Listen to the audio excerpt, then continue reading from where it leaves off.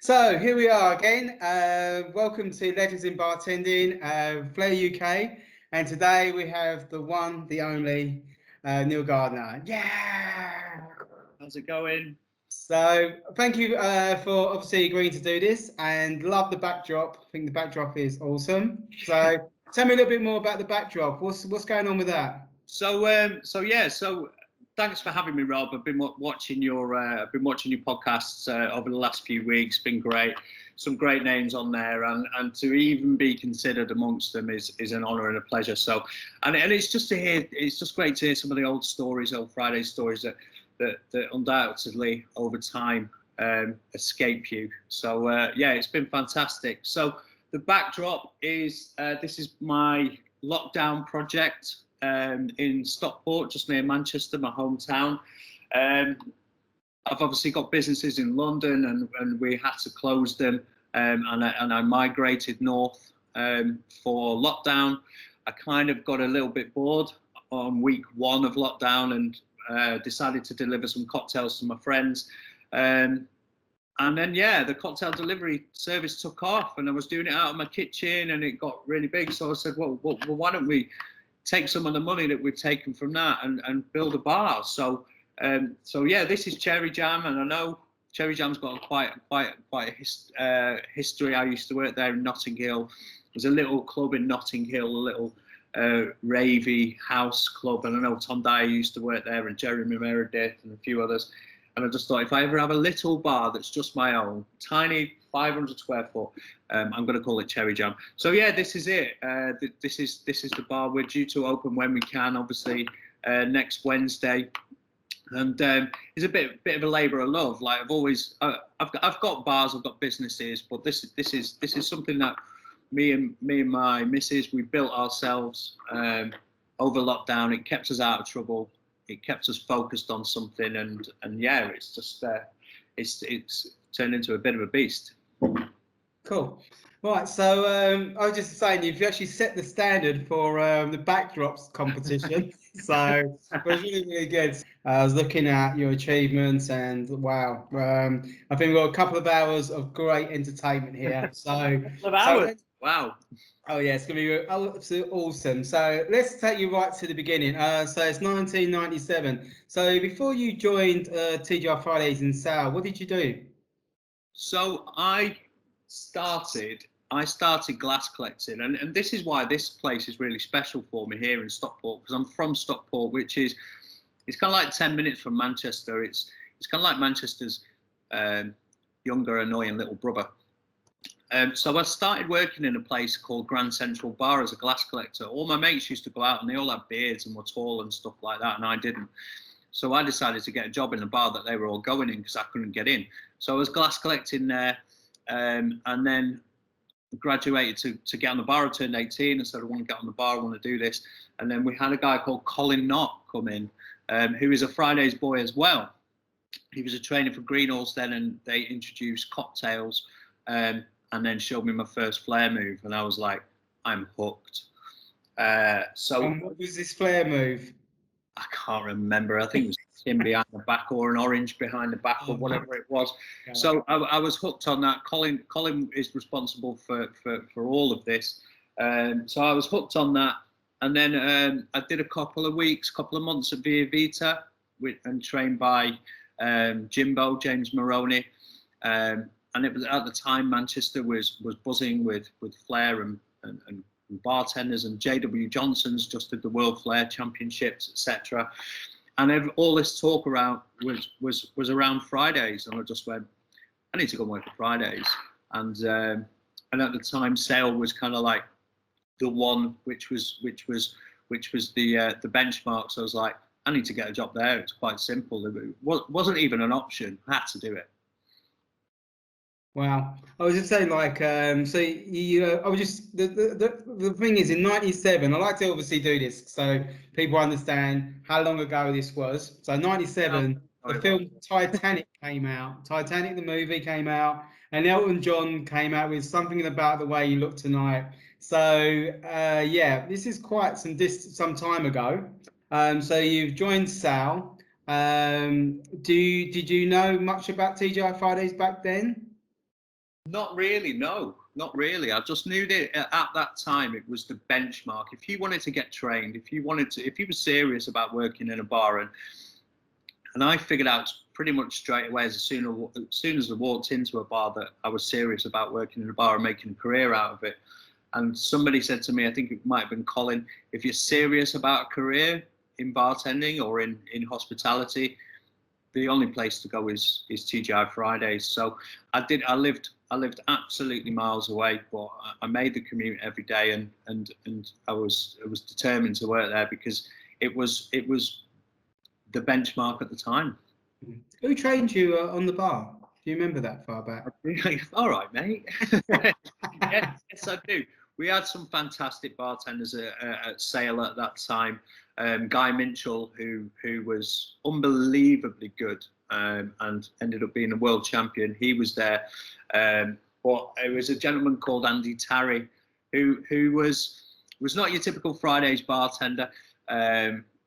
He had the chat, and that was what was important. He couldn't flare, didn't have any time for flaring. He could make a drink, he could make a woo-woo, but his strong point was chatting to people and that cheers theory that Fridays prides itself on. So I got trained by him, and very quickly as well. They said it was a 6-week course, and I think I did it in like 10 days or something like that.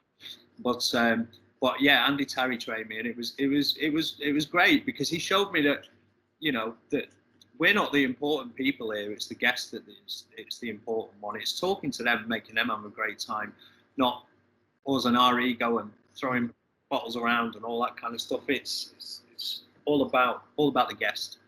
Did you buy into the like the clutter and the Fridays theories and things like that? Not at first. Not at first. I was like, what's all this? Well, yeah, I did. Eventually, I did, and I still use them to this day. They're still in my training manuals now for my businesses in London and here. Your Swan theory and just everything that it represents. Just little things that you can talk about that just spark an idea in somebody's head. It's almost explaining stuff using visuals rather than using words, which for bartenders is great. So when you was like learning these cocktails, because you did become a master bartender. So what year did you become a master bartender? Do you remember? You know what? It's a funny story. I did kind of, but I didn't actually get my final evaluation. When we went to the World Finals in Dallas in 2000 or 99, I can't remember. We went there and I didn't actually pass. I didn't actually finally pass. I wore a master bartender hat for the final in the World Final, but I didn't actually pass it. I didn't actually take the test. Flair took over because at that time the roadhouse was just starting, and that was my whole focus. So I like to think myself as a master bartender, but didn't actually pass the test. Well, I say that. Did you ever did you learn the cocktails quite easily, or did you have to work really hard at that? No, I think the cocktails came quite easily, didn't they? And there are a few strange ones. The 1 3 hour in the candy store and all that kind of stuff, which that took a bit of learning. And at that time as well, I'd never even had any idea about what a classic cocktail was. So even back then, I was learning about Negronis and old fashions and things, which, back in the 90s, unless you went to a hotel bar, nobody would ever order a Godfather or whatever. But, they had the resurgence and they're coming back now. And I'm like, wow, all this classic bartending is coming back. I know these drinks, which was really great. But in terms of learning the cocktails, yeah, it was tough, man. It was tough. I was trained by somebody who liked to go on shift and talk to people. And I also had, my head turned by throwing bottles around and going to roadhouse or traveling around the country doing Flair competitions. So yeah, the races were tough. Because you done because you won, your UK Flair finalist in '98. So was you like, say, 1 year of flaring and you're in a UK final all of a sudden? Did you just take to Flair quite easily? Yeah, I think that was my go-to thing. Luckily, the standard wasn't super high at that time. There was no such thing as YouTube or videos. You couldn't really, you heard on the grapevine that people were doing, you know, Lee Miller was bumping stuff off here and stuff. So you just kind of made it up, which was a great thing about it. But yeah, for me, Flair always won. The guest and Flair always. Because you came up with a few, well, I think those signature moves, but tell me a little bit about the, because the ones I've got written down here, one move that always stands out in my head is the roadhouse one with the Galliano on the vodka bottle with a roll down the arm. I mean, was that a signature move or was it something you saw? No, it's signature. A lot of, you know, like I just said, there wasn't much videos, there wasn't much content out there. You know, you'd hear about something and you do something, and plus as well at that time in 2004, the standard was going up so far. Nicholas was on the scene, so you had to think outside the box and do something different. So yeah, just messing around. I knew the weight of the Galliano bottle would stay, and you know, we flared for so long, practicing for so long that, you know, you just tried different things. And that, I remember going to a competition years ago and just watching you hang out with Nicholas and do like tandems. And okay, you were just messing, throwing a bottle to each other, but it was still quite impressive. I mean, the amount of people you've, like with Tom Dyer and everyone else. I mean, did you find that mixing with these guys pushed your flair a bit further down? Absolutely. You know, even back in the day, you know, like going to a competition like Scruples that thankfully you put the video online. Yeah. There's that. But just getting in a room with people like yourself and Nitro and Byron Lewis, and of course it pushes you. Scott Aubrey, of course it pushes you. You know, a big competition coming up, of course it pushes you to do better because you want to win. But more importantly, you want to show off. That's what Flair's all about, isn't it? And then Nicholas came on the scene, and everything changed. So stuff you had to start getting professional then. Do you know what I mean? I remember the first Roadhouse final that I went to. I was in B at 1 till 4 o'clock in the morning, or whatever. I didn't get back home till 4 o'clock in the morning, and went the next day to compete in the world final. And Nicholas came on the scene. It was none of that. You went to bed, mate. Yeah. Because okay, you mean like, because you had quite instant. Well, I would say you probably worked really, really hard at it, but you did have like what I call instant success. So you probably lived, ate, sleep bartending for the first 2 or 3 years before like getting a name for yourself. Yeah, I mean, you know, it wasn't really about that. It wasn't really about getting a name for yourself. It was about being part of something. You know, that the Fridays culture was always about, and they didn't even call it a culture then, but you were part of something. And I thought that the movement of Flair in 98, 99, 2000 would be, you know, you were part of something. So like, I'd go to competitions. I didn't even care whether I won, lose, or draw. It was just, I wanted to be there, wanted to be part of something.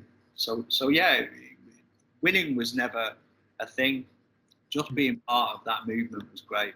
That you know, the bartender revival and cocktails and everything like that. You know, it was something great. It was really.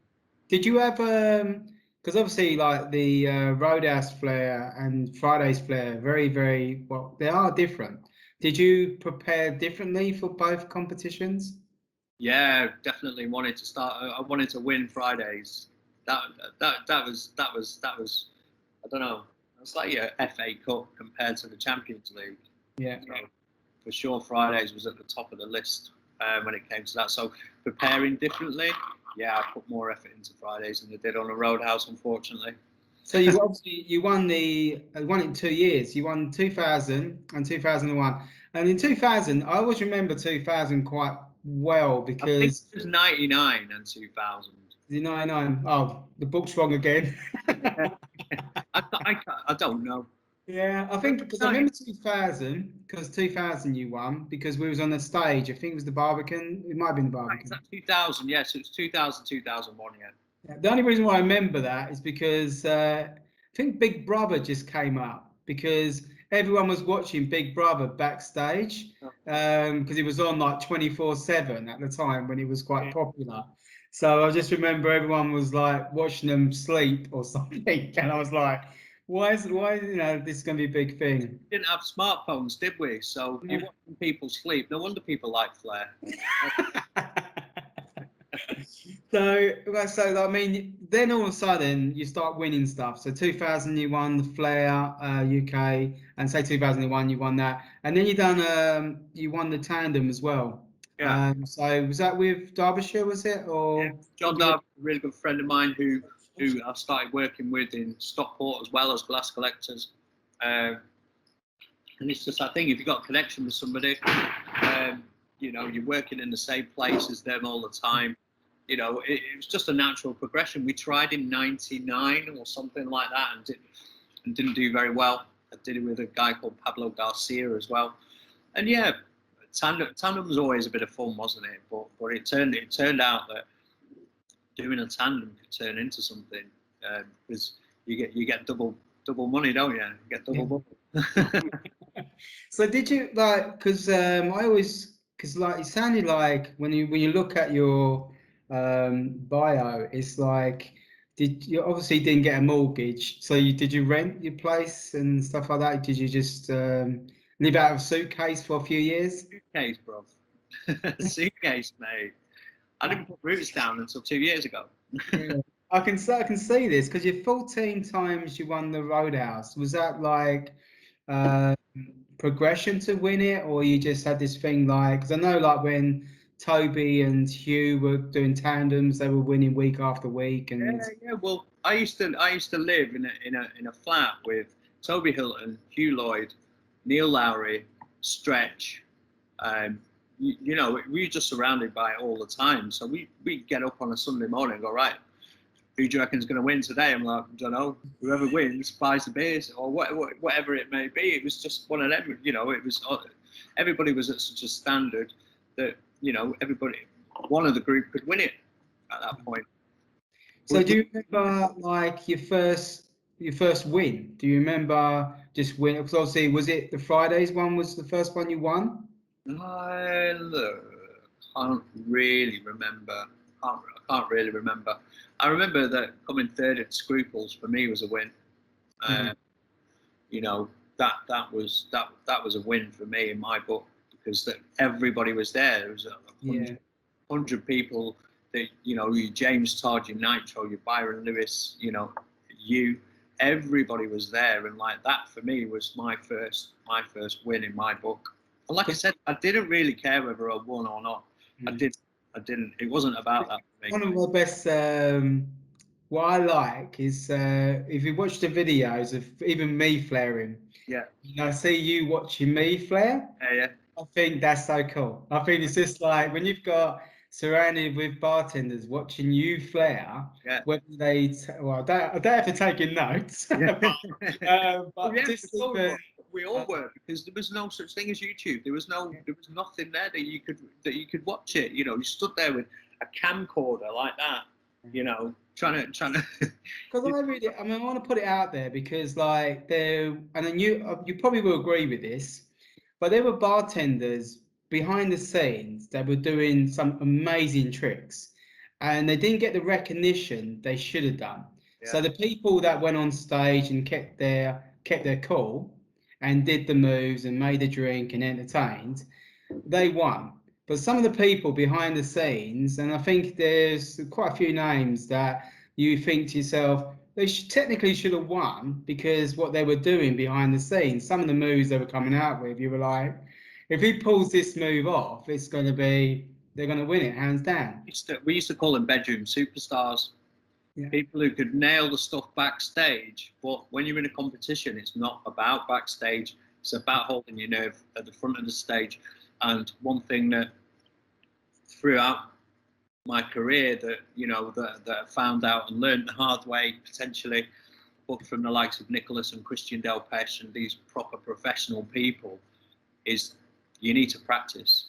Mm-hmm. So there's no point in doing it once backstage. You've got to do it 100 times backstage, and then you can take it on the stage in front of the crowd and with the lights and with all the pressure. That's the recognition that you get right there. Did you have relaxed when you went out in front of the crowd, or did you have a routine, or did you get nervous? Yeah, I think every competition was different. Some we'd take with a pinch of salt, some you wouldn't, some you'd just go, right, I'm going to go out there and wing it. But the ones that you really wanted to win, or the ones that you really wanted to do, then yeah, of course you practice and you have a routine, and the more you practice and got the routine down, the more relaxed you're going to be on stage. So, you know, but there are times where you've not practiced for a routine, and there's 1,000 people on the out in the crowd, and you go, oh shit, should have really made more of an effort. So I want to go back to them two moves because I want to know more about them. The Galliano and the vodka bowl. Okay, yeah. So did you obviously you practiced it? What was the reaction? Did you like go just one day you just did it and you just nailed it, or yeah, did you just needed something for the world final, something that'd stand out, something different, and and I went for it. Yeah, and the bottle that catch on the leg, the actual catch on leg, big football fan, so that was a no-brainer to try and do something with my legs.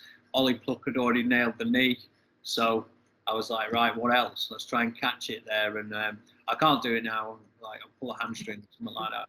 Well, that's yeah, at the time. But yeah, I mean, it was all about being creative and original, especially when Nicholas came on the scene. Try and get that point of difference, like the helicopter on the tin, the bump from here. You know, you had to think of something different. And, you had to so you've done 3 Roadhouse World Finals. So what was your best one you done, and how did you think? How high up did you get through the ranks in that? Well, I think I've come fourth like twice or 3 times. I don't know, but my best one, I think, and that's my last ever single routine, was Roadhouse 2004, and that's when I did the Galliano thing, and that's when I think that was my best Roadhouse performance. And yeah, and I went, right, that's enough for me now. I've doesn't get any better. I'll move on to pastures new. Okay. Because you went to work in Seoul in the Flair. What happened then? So what you done? You've done all your Roadhouse, you've done your Fridays, and then did you want to just go like want to just go traveling? Is that how you came about? Yeah, the reason why I started bartending was I wanted to travel. So I did Roadhouse 2001 and just went, right, I'm off, I'm going traveling. And, I watched the beach with Leonardo DiCaprio. I was like, I want a bit of that. I want to go to the beach, bum around for a bit. So I did that. I ended up working at T.G.I's in Melbourne by default. So I worked there, and while I was there, the ops manager at the time called me up and said, do you want to go and do some training at T.G.I Fridays in Guam? And I went, where's Guam? You know what? I saw it on here. I couldn't even pronounce it. Guam, yeah. So it's a little island. It's a little island in between Japan and Hawaii. It's a little Air Force base, but great, an area called Micronesia. It's great, amazing tropical island. And so the guy phoned me up and said, do you want to go over here and train our bartenders? There's a competition at Planet Hollywood. So I went over there, spent 3 weeks there training the guys, getting them ready for the competition. I was lucky enough that I competed in the competition and won it. But I think it was like 4 Fridays bartenders in the top 4, which I trained. And then while I was there was a guy from Seoul, the Flair, who said, I've got a massive school and 18 bars. Do you want to come and be the head trainer? And I'd never even heard of Seoul. Well, I had in the Olympics, but I said, mate, fly me out there. Let me have a look.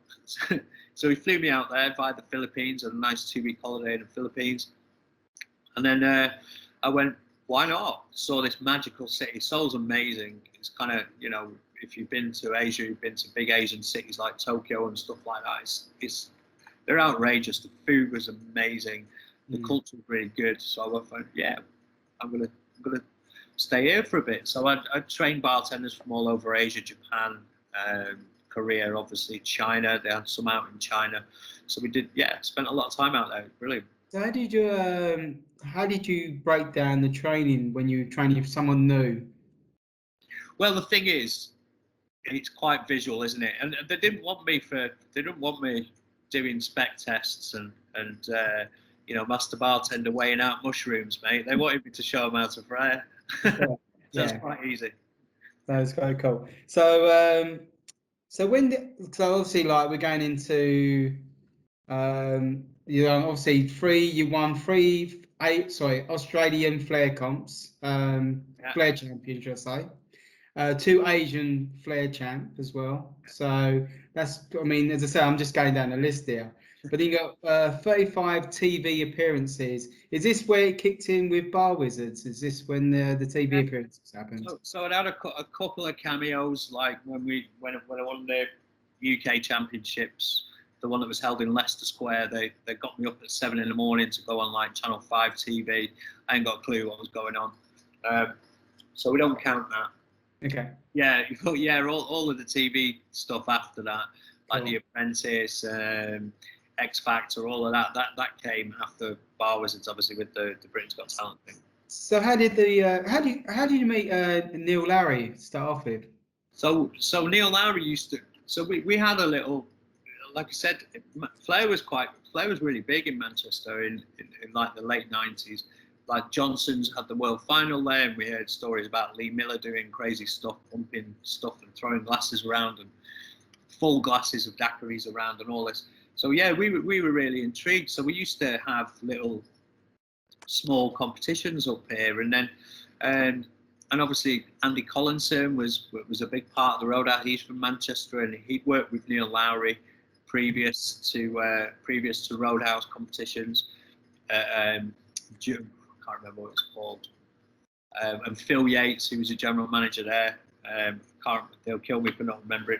But yeah, so we used to do little competitions, and then me and Neil were the only people who'd come down from Manchester to London to do the roadhouse. So we just became friends, on the train, travelling back and forth. And of course, everybody was friends at that point. There was that's why it didn't matter whether we won or we didn't. We just wanted to go down there and have an amazing time.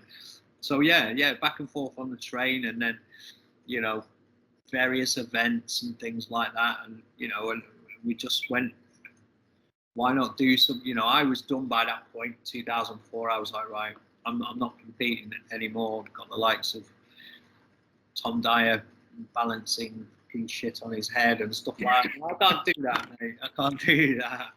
I make you woo bump a bottle, but yeah, the standard was getting better and better, and we just said, what we were doing lots of events together. Why don't we put together a show? So we put together a show, and and it's about, I think tandem's about having that connection with somebody, isn't it? And being able. Do you remember what year it was when you done Bar Wizards? Well, we were on Britain's Got Talent in 2007, weren't we? So first season. But yeah, there's a lot of work went in before that, and with tandem, you've got to spend a lot of time with somebody, haven't you? To make it good. But at that point, we were living in the same house, the Flair house, and we were doing lots of good stuff. So I don't know how this came up, but Neil Lowry got voted fastest Flairer. So what's that about? Well, he's a big man, isn't he? He moves pretty quick. He moves pretty quick. Did you say did you tell him to slow down? I have to. Well, it was either that or me speed up. So how did you become the fastest Flairer? Did it just someone just came up? I don't know. Somebody was able to speedometer. I'm not sure, mate. But you try standing next to Neil Lowry for a job while he's throwing 2 or 3 bottles around at that speed. So also you went, oh, okay, right, let's do a tandem. So what was the goal with the tandem? Were you just going to do events with it, or we do events, do a corporate show? We won Corporate Act of the Year in 2006. There was lots of corporate events going on, lots of stage acts and things, and somebody said, oh, you should be on stage with that. So we just kind of went, do you know what? Why don't we put a show together that we can put on stage? So we did that. We won Corporate Acts of the Year. We was getting, the bookings were good. They were flying out. We were getting hired. Lots of momentum around it. And then, yeah, and then we decided to go and advertise ourselves on TV. Did you? Rumor has it. Well, I don't even know where this stuff comes up. But that's what I love about this. So I got all these things that say to me, and I go like, right, okay, now's my turn to ask the questions. Yeah. So did you have loads of groupies at the airports and stuff like that? Flying in. Airports. Is this true? Airports. I don't know. I remember the first time. So I remember the first time we got asked for our autograph. Or we got recognised. First time we got recognised because Britain's Got Talent, like you've got to remember, it was on in a week. The first season was on in a series was on in a week. So we were watching the first 2 or 3 episodes. We were sat at home going, "I'm sure we're in this. I'm sure we're in this." And we're watching it on TV. It's all over the news and everything, like all the newspapers. And we sat in, and then we get picked up and we go to this hotel near Wembley, and yeah, they pick us up. Go to this hotel, and we walked in this hotel, and we met everybody. We were staying there. We met everybody that had been in the show the previous night, and then they showed the thing on the TV. They showed the episode on the TV that we were in. Anyway, I was like, no one's gonna. Yeah. Anyway, I walked across the road. I smoked at the time. I went and bought a packet of cigarettes, and the next day, me and Neil, we got recognised straight away, instantly. We're on page 3 of like the Daily Mail, and it was crazy. Like you walk into a hotel, nobody knew who the hell you were. Yeah. Now you watch a TV program with somebody who can like balance a car on their head, and then you have a couple of beers. You go to the shop the next day, and you overnight people recognise you and start asking for autographs. But groupies, no. No groupies. Oh, no, it's like that. Ruined it. So, yes, I mean, everyone knows Bar Wizards now. So, how do you come up with the name Bar Wizards?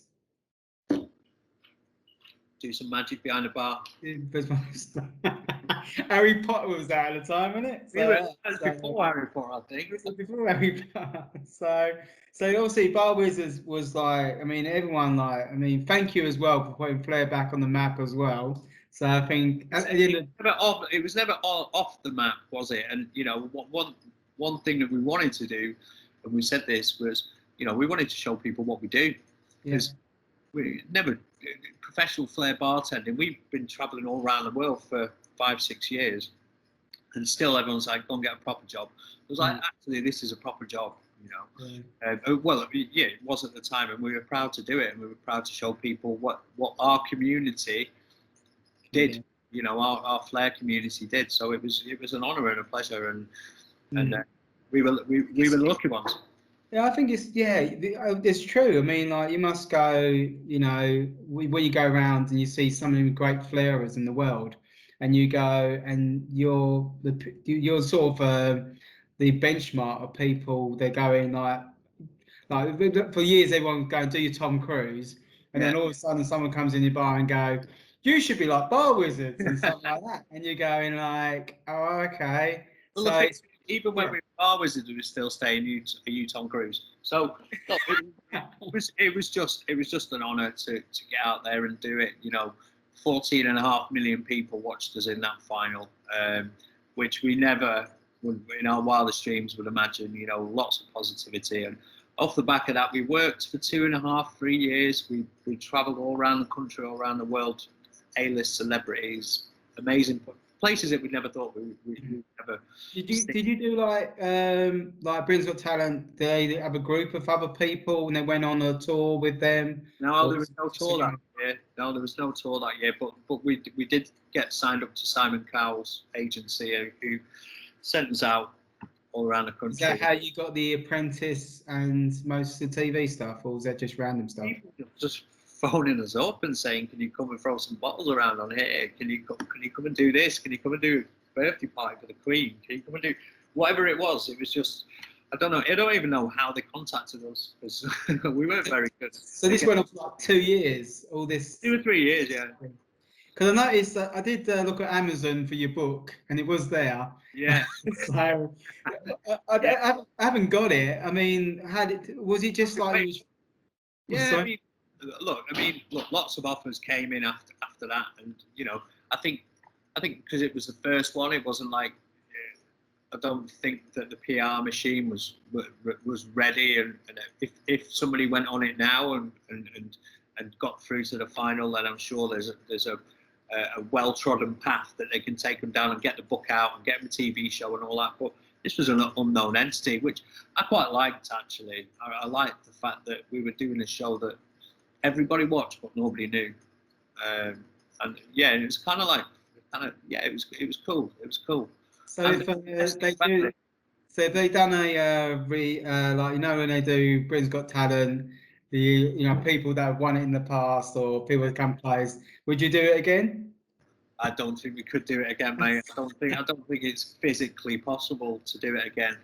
Like I said, yeah, I can't catch a bottle. Like I'll pull a hammy, but I don't even think I can reach around my back anymore to catch a bottle. Do you talk to Neil, Larry, quite much? Of course, mate. Of course, he's still my best mate. So he's taken a step back from the front line of hospitality, and basically I buy all my beer and spirits for him for the venues. So yeah, still great, mate. Still great. So normally one of the questions I ask is, who's the most famous person you've served? And you've served the Queen. So what was that about? There you go. We just got invited to a garden party, make some gin martinis. We didn't actually give it to her, don't get me wrong. We made a drink for her. She was over there. Okay. I didn't do the old handshake and corner bar theory with her. Did you remember what drink you made her? Gin martini with Plymouth. There you go, classic, proper British drink. So there you go. So a wet martini as well. A wet martini. Queen has a wet one. She has a wet one. Say no more. So with the funding, obviously, probably everything else, is that what set you up with your first business? Like bar? Our first bar, yeah. We went and did that. We did that for 4.5 years, 5 years, and more than setting us up, it set us up marketing wise, PR wise. You know, great marketing. I think we opened in I was going to say the pandemic, but it was a financial pandemic, so it was tough going, and wet behind the ears, and we opened a restaurant as well. It was just really hard work, but yeah, in terms of setting us up, yeah, the bar wizards. Look, it's the reason why people advertise on TV, isn't it? Because you get a big audience, you know, for your product. So yeah, the marketing behind bar wizards was fantastic. So yeah, it allowed us to do a lot of things. Yeah. So I'd say it's very much. If I went through like owner of this, owner of that, and everything else, I think I'll mention them anyway. So he was the owner of the Roof East Top Bar, Birdies in Battersea, Cherry Jam Cocktail Bar in Manchester, and Jalisco Mexican in Manchester. So with all these bars and everything else, you know, what have you learned from it? I mean, it's different between working behind a bar and then running your own bar. I mean, is there a difference? Absolutely. You can't run a business from behind a bar, and we found that you find that out pretty quick. There's more to it than meets the eye, and I wish that there was people out there that actually. And this is what we want to try and do at our little place in Stockport here, is give people some insight into what it is like owning and running a bar, rather than that jump. Nobody tells you that jump between bartending and being an owner. Nobody tells you. There's no education around that. You either got to learn yourself, and I wish there was more people that were out there willing to share that information. It's a difficult process, and you find out the hard way. One thing I will say that bartending, and especially Flair bartending, has given me is creativity. Is the creativity to create the Birdies Crazy Golf, or the Roof East, or the Sluggers baseball, or to put some decor like I've got behind me up here. But in terms of business, I think there needs to be more information about how to run a bar given to the future stars of hospitality. And the other thing I learned from Fridays as well is it's all about hospitality. It's all about the guest. They're not customers, it's hospitality. And if you champion that and you champion the guest, everything else should fall into place. I think it must be quite hard to not want to jump behind that bar sometimes to bail someone out. Mate. Look, I can't even go into I can't even, you know, when I was doing all the Tom Cruisey stuff, when I was doing Flair, I couldn't even walk into a house without somebody handing me a bottle and a tin and a shaker. Or I did a mayonnaise advert once, and I couldn't even have a sandwich without people saying. Well, for me to take a step back from that, like, I'm quite happy not being behind the bar anymore.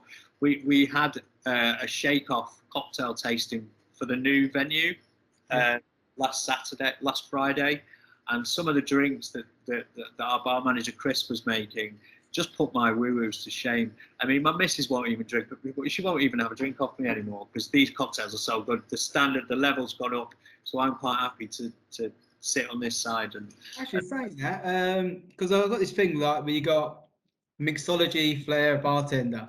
So obviously you just showed me your new drink. Tell me about your drink you got in front of you at the moment. So this is a sherbet mellow. We're creating a whole new list now. So this is a sherbet mellow. It's got vodka, it's got apple, it's got citrus as well, balanced, but it's got a poppy liqueur in it, which I've never heard of until Friday. So do you know what? Do you know what as well? What you have to do as a bar owner is open the door to fresh new ideas. You know, is not keep the door closed. You don't know best. Like every day is a learning day, and let the younger generation have a chance. And like honestly, I tasted this. It's incredibly good. You know, and everything. You know, you've got to let the young people. You've got to give them a chance because they open up doors to delicious drinks like this. What we have to do is teach them about pricing. There's no point in having a drink that tastes amazing and you sell it for £9 and it costs £8.50 to make. So this is the process that we're going through now. But I truly believe hospitality's future is not with me or not with my generation. We've had our bit. We need to pass that information down now to the younger generation and open up the doors and give them training. And the training that I got from T.G.I's to be a bartender, there needs to be that level of training for managers and potential bar owners. But open the door and give them, let them be creative, because that's how we'll move on. Well, I think you're definitely a role model for a lot of people out there. I mean, we had this discussion where we had Pete Marshall doing a speech in front of a room of Fridays, and you had Rob Gilks in the crowd picking different ideas, and then eventually became a Flair champion himself. And it just shows you like what you put out there. There's somebody watching you. Hopefully, they probably listen to this podcast and go, "Oh wow, he's influenced me because he's been there." I think when you see someone that's been there, done there, got the t-shirt, your ears are open. You want to learn, you want to listen, and if you turn around and go, I've made mistakes and I've done this, I've done that. However, I think it's good because it rolls on to the next person. And as you said, like Flair has improved, drinks are improving all the time. So which is really, really good. If everything stayed the same, it would just be boring. Yeah, and it's people like you a role model to me, and God knows how many thousands of bartenders that you've been a role model to. And it's about having that. We work in a people business. You know, whether it's Flair or entertaining or making great drinks, it's not about that. It's about making people feel great. Did you ever style your bartending on anyone? Like, did you have someone you used to look up to when you? For sure, there would do it. You know, before VHS, there was Lee Miller that you heard about. Never actually got to see him. And then I went to the Be at One and I saw that style of bartending, which basically took everything that we loved about Friday's bar and turned it and made it a bit more grown up and a bit more party centric. So I loved that. That was amazing. Then obviously Nicholas came into the fold and that was the Flair thing, and also the originality there. I looked up to people like Toby Hilton, Neil Lowry. I looked up to all the contemporaries, yeah, but it wasn't like one person was like, I need to be like him. It was kind of like we were so swamped, we were so obsessed with being original and being unique that you had to find your own style and you had to find your own thing. But you know, I think from a hospitality perspective, which is where I don't look at it as mixology or Flair or anything. I look at it as hospitality. From a hospitality perspective, you know, there's so many great people out there doing great things. Mr. Tim Bacon, for example, you've only got to look up to him and admire him as a role model for what a bartender can become. And your Lee Miller, Stephen Reese, who have just done amazingly well with Be At One and that brand. So yeah, I look up to people who in hospitality now and who come from a similar background and who've made a real go of it. Do you, I think, because I'm just getting flashbacks on when you've done your travels, you've done King of the Ring and Legends, and obviously you was in Bottle Slingers as well. So just going like, so you mixed with the obviously Across the Water, the Legends with Christian Del Pesh, Flippy Morris. Yeah. When you met these guys, I mean, obviously you've seen them on camera again. Was you, I wouldn't say starstruck, but was you like, did you have an instant, likable with each other? Do you know what? One of the funny stories. I was look. We're all contemporaries. We're all in the same. We all kind of not started, but we all kind of. It all happened at the same time. So like, I go to Dubai when I lived in Australia. I got flown out to Dubai with Ben Martin and Nicholas and everybody, and I walked into the room at 5 o'clock in the morning, and Christian Del Pesh is asleep in the bed, and I'd never met him before. And, you know, I'm like, right, mate, all right, how you doing? Yeah, and I think one of the nicest stories that ever when I was living in Seoul, and I got flown out to do Legends of Bartending, but I came out about 2 years, I wish I did, 2 weeks earlier, and this was at the time of Hotmail, and I knew Francesco from our time at London, and this is what's so nice about the community at the time, and I messaged Christian Oldham. We connected somehow. Anyway, I messaged him and he said, "Yeah, come and stay at mine," and I got off the plane and never met them before. Got off the plane, he picked me up at the airport. It was him, Christian Oldham, Juan Lorente, Francesco Leone, Ian Bartos was staying there. They just picked me up and stayed at their house for 3 weeks and flared every day, and we drank every night, and we went and partied, and we concentrated, and it was just the most amazing experience. So it wasn't like he was starstruck. I was taken aback by their hospitality. And just we're not going to go into brotherhood. We're not the SAS, but yeah, it was a real special thing. So no, I was more blown away and blown away by people's hospitality, and I tried to do that in my everyday life. So did you know about Bottle Slingers? What was going on at the time? Yeah, we knew about that. Yeah. That's why they came to London to film me and Lowry.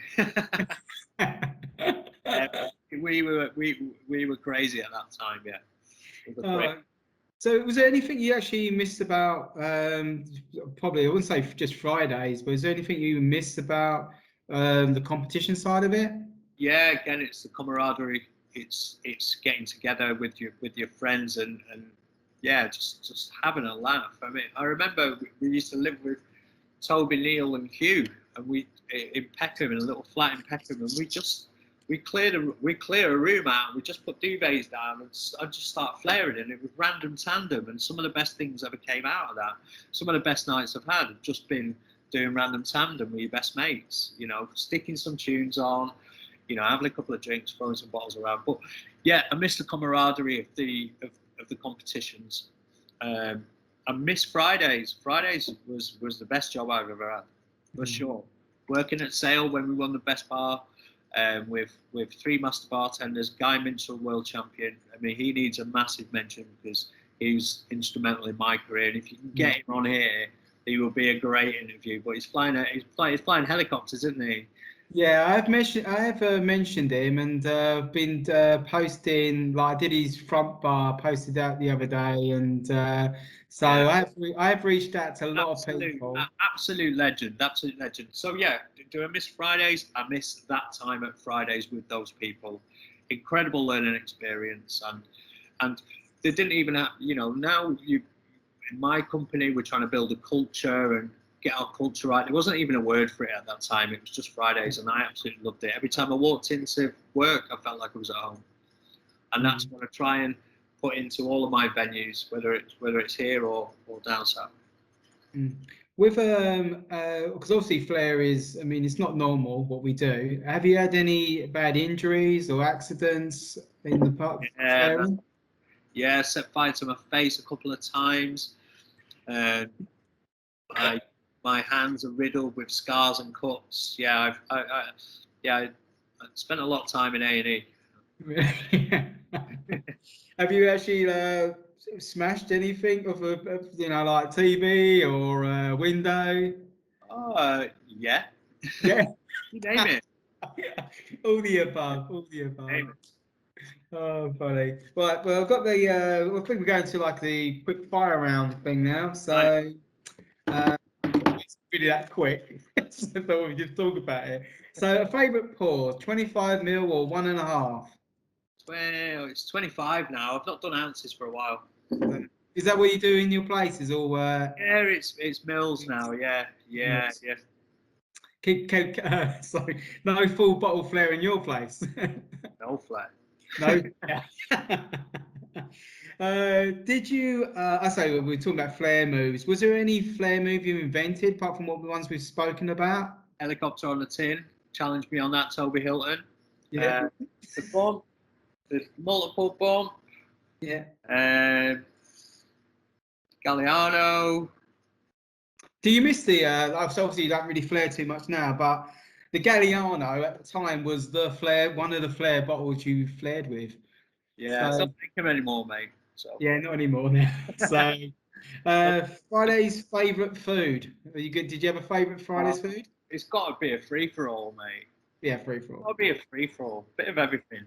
Yeah, Loads of Frank's hot sauce. Oh, okay. Cocktail the movie. Obviously you loved it, yeah. So did you ever go to the first ever T.G.I Fridays? Did indeed. My first trip to New York, walked past there. So how did that go? Would you just visit in the? Awesome, mate. No, I was that young. I think they asked me for ID, and I didn't have it on me at the time, so I had some buffalo wings and left. Really? Wow. See, as a compliment. So, but yeah, service bar or front bar? Service bar. You loved it, yeah? Saturday night service bar. There's nothing better when you're in the zone as a bartender, and you know where everything is. Like Sales service bar was the best. It was a double railed. It was one of the old school ones. It was huge, and boom, head down, go for it. That was the best shift. Yeah. So, do you know what the funny thing is? I totally agree with you. The weirdest thing is, a lot of people go, you enjoy front bar, but there's something about just making cocktails, just having the joy of making as many cocktails as you want. It's getting in that zone, isn't it, mate? It's getting in that zone, and nothing can get you out of it. I suppose it's like when musicians get into the zone there. Anybody getting into a zone, but that if I could do one more shift at T.G.I's, it'd be a Saturday night service bar. Yeah. I think as well. I remember that when I joined in Lakeside, I was always mesmerised when watching service bar, just seeing all the different colours, the different style of drinks, and just seeing that you'll have your tickets pumping out all the time, and then you'll concentrate on just getting on top of the tickets, and then when you've got through it all, there's that little buzz, the knowing that you've got through. It's coming. Yeah, I mean, all of that training.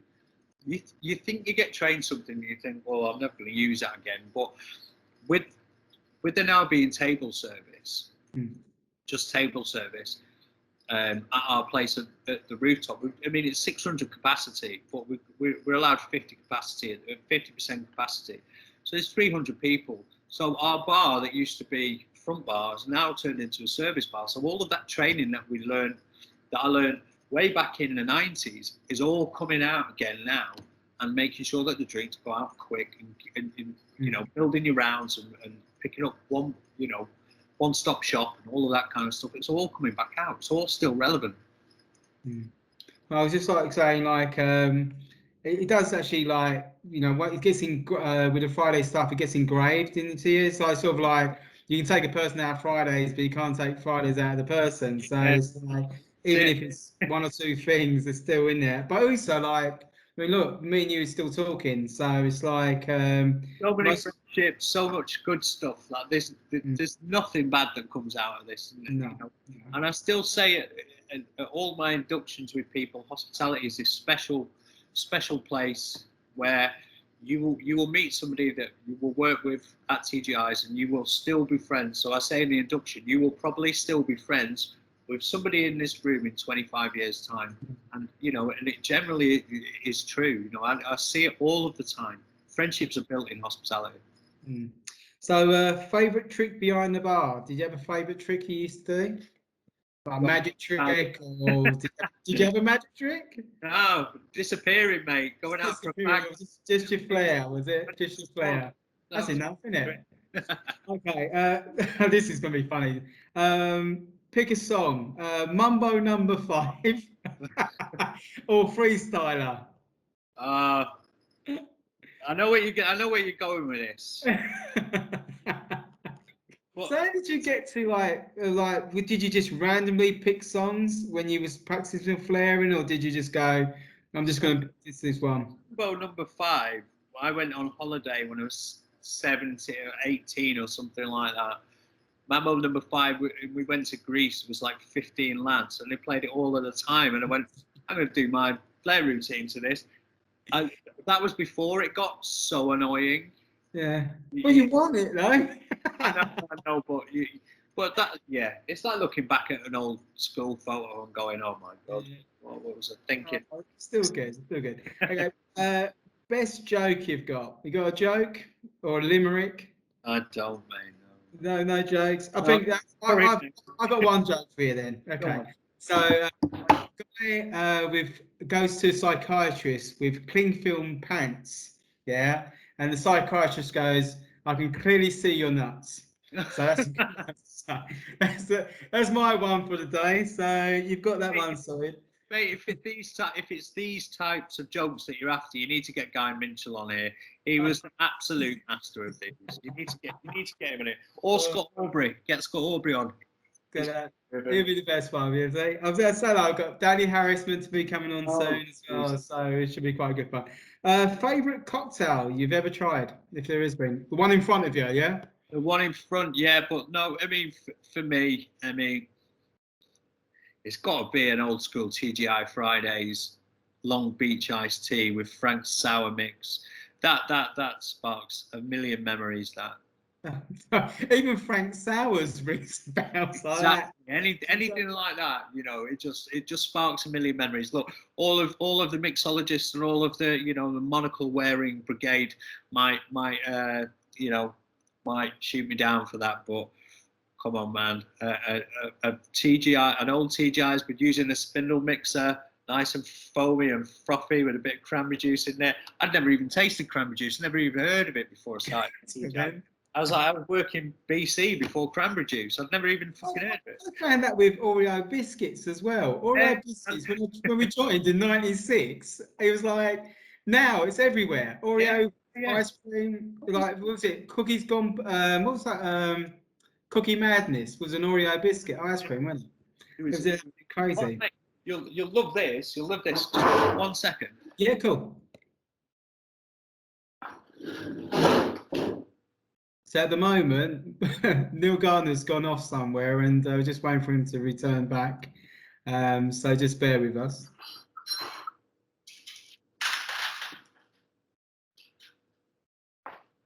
So Yeah. check out what I bought. Oh, Golden Beach blender. wow. So Shakes on the menu, mate. even better. So I've not made a milkshake for 20 years. I made one on Saturday. It was glorious. I was doing all that jazz. the thing is as well, like as much as you like, because with Fridays it's milkshakes, but when you get in the profits, it seems a little bit better. Oh, of course, mate. Two scoops of ice cream and a bit of milk. £4, please. Exactly, yeah. So did you have any nicknames over the years? Sorry? Nicknames? Yeah, did you have anyone call you any nicknames over the years? No, probably loads. Probably loads. I've just told you who I used to live with. So, yeah. Yeah, so, They were the people I got on with. I don't know what the people who I didn't get on with called me. so there was no Dangerous Dyer or Flippy Morris or... Hey, no. So this was so confession time. So I'll start off with my confession. I think you might actually remember this one. I don't know if you was there, but this confession was I did a Flair competition, and I don't know which bar it was because it was so long ago. And I thought I think I watched Britain's Got Talent once, and I saw a guy called Samson, and he was breakdancing, and he did it with rain coming down. Oh, yeah, yeah. I thought, would it be a great idea to put rain on a bar? So I put these sprinklers at the top of the actual like the actual cupboards, and they're really good because they actually like individual. So at one stage, and I was doing it to It's Raining Men, and I turned the actual things on. And the worst thing was I thought it probably looked all right, but I think I done £8 worth of damage. I found out this later that I actually done because all the water went on the microseas. Oh, shit. But also to have the balls to do a Flair routine in the rain. Yeah, I mean, fair play to you, mate. I thought it was a good idea. Play to you. So on that note, have you got any confessions over the years? Oh, confessions. I don't know, mate. I don't know. You were perfect. No, I wasn't perfect, no, but I managed to get away from the things that I needed to confess about because it was before social media. So, Okay. yeah, so that's in the past for me. Oh. Well, as I say, it's been like as I said, I've never been sat in front of here and I looked about all these things you've actually done and achievements, and also it sounds like you just turn in another corner, and so you sort of be interesting to see where you are in like 5 years' time. You probably got like, what's your goals for the next 5 years? Have you got like more? Yeah, so the goal is like now we've done the rooftop bar and kind of and we've got a crazy golf concept. So the plan is to roll out 6 or 7 of them. We're just about to open our baseball concept, sluggers baseball batting cages. We're going to have the pilot in Croydon at Box Park this year, and open up another 5 or 6 of them, starting with Oxford Street next year. So yeah, the plan is to go big with them and roll out with this social competitive kind of fun aspects, not just a cocktail bar. I've got a nice little cocktail bar which is like my home here, that I'm running with my missus, and then a taco concept that's about to come out as well. So yeah, I mean, look, I love hospitality. I love what I do. I love the creativity of setting up brands. I love the people that I work with. I love working with people. So the plan is just to keep going. Like, Do you think you do anything towards the Flair again? I don't think I've got much to offer, mate. I mean, like to organise a Flair comp or. I mean, I'll gladly come down and judge or anything like that. But yeah, I mean, I love Flair. Flair. I always said like I want Flair to be around forever, so I can tell my grandkids about what it is that I used to do. But look, I'll happily lend a hand to anybody that wants any advice or judging or anything like that in terms of organising a Flair competition.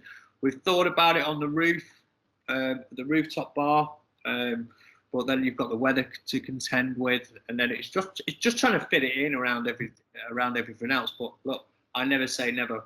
I probably won't be flairing again. So if anyone that's starting up in Flair, if you give them one advice, what would it be? Enjoy it. Yeah. Enjoy it. Be creative. Be original. Be creative. You know, stand for something that you can own. Be yourself. Take it for what it is, and have fun. Sounds brilliant. Thank you so much for agreeing to do this. This has been absolute. Thanks for having me on, mate. I'm in. Legends: Pete Marshall, Tony Adams, Steve Dingley. I love Steve Dingley. Hello, Steve, if you're watching. Leave us on next week. All these amazing people. Yeah. Before I forget, because I always the annoying thing is, I always get off, you know, like we stop filming and I go like, oh, I should ask you that question. And I have to ask it because when the roadhouse closed down, it's obviously a really, really big part of your life. When did you hear about it?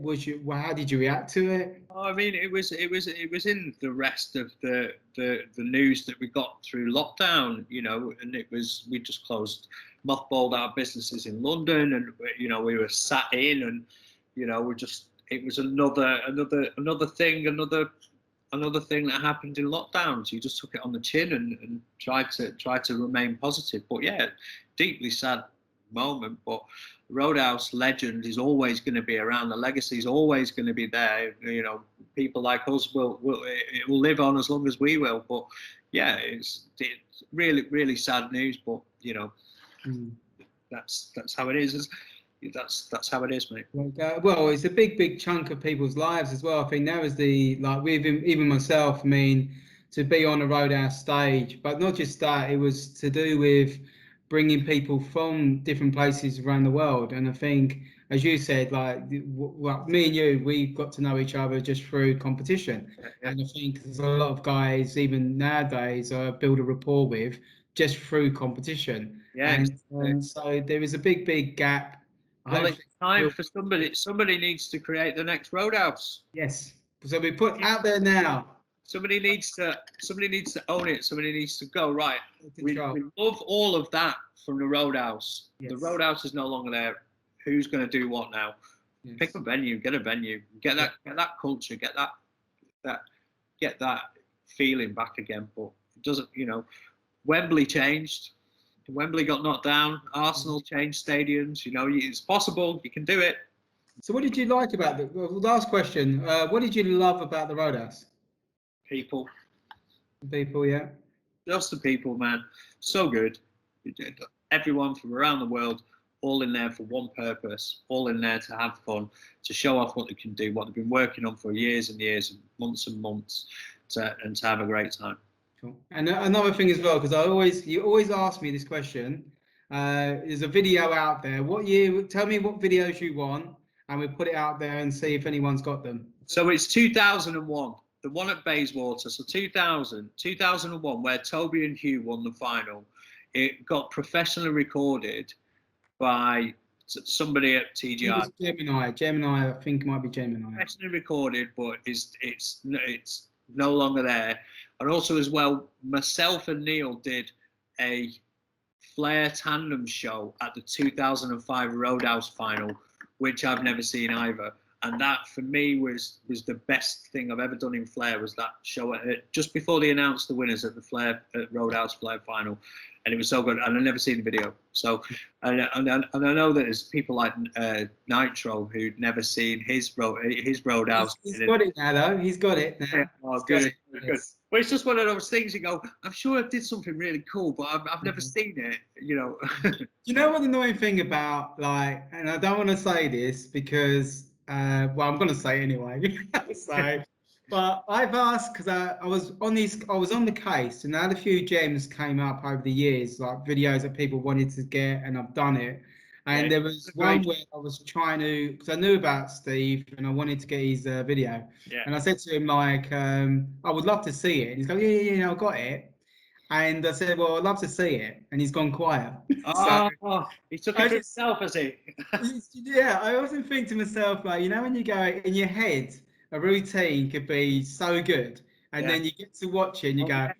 And then you watch it back 20 years later and you go, like some of the stuff, some of the videos I used to watch back ago, I used to practice for 8 hours a day. What was I practicing? I only had 6 moves.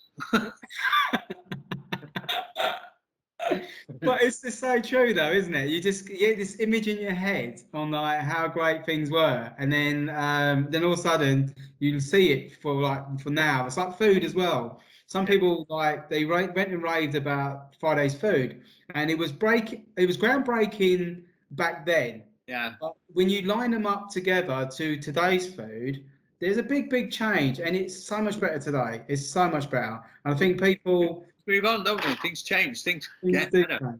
Things get better. So anyway, you get better with age, mate. Cheers, mate. Well, saying that though, I mean, I'm 1990, was it 2019 champion? Yay! So, well done. Oh, look, you always had. Everybody was rooting for you. Like, if you wasn't rooting for somebody in your store, everybody was always rooting for you. So I appreciate it, man. The true gentleman of T.G.I Fridays, mate, and a bit of a fucking legend yourself. So congratulations. Here's to like a successful year. When you opening up? Next week.